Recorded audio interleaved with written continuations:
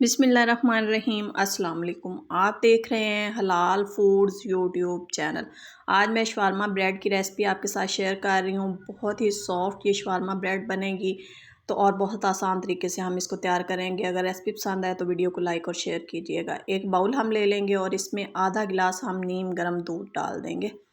अब इसमें एक साशे हम ईस्ट का डाल देंगे। ये 11 ग्राम का साशे है और 2 चम्मच इसमें चीनी के ऐड कर देंगे।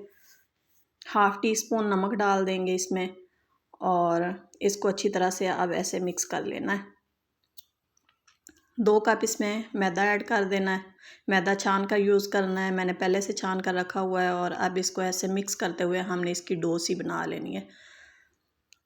अब इसमें 2 खाने वाले चम्मच हम कुकिंग ऑयल शामिल कर देंगे। जो भी आप घर में ऑयल इस्तेमाल करते हैं वो इसमें 2 बड़े चम्मच हम डाल देंगे और ऐसे इसको गूँध लेंगे।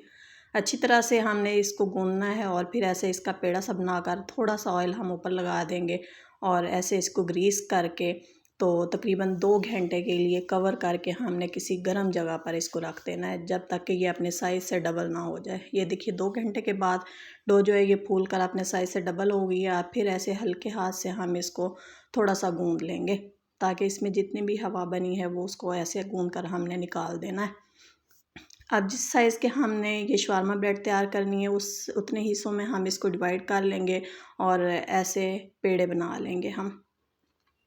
ये मैंने सारे पेड़े तैयार कर लिए हैं और अब इसको हमने ऐसे बेल लेना है। बहुत ज़्यादा बारीक हमने इसको नहीं बेलना है, बस नॉर्मल हम साइज़ रखेंगे। ये देखिए इसको मैंने बेल लिया है और अब जिस चीज़ में हमने इसको तैयार करना है तवा या पैन उसको हम गरम करेंगे।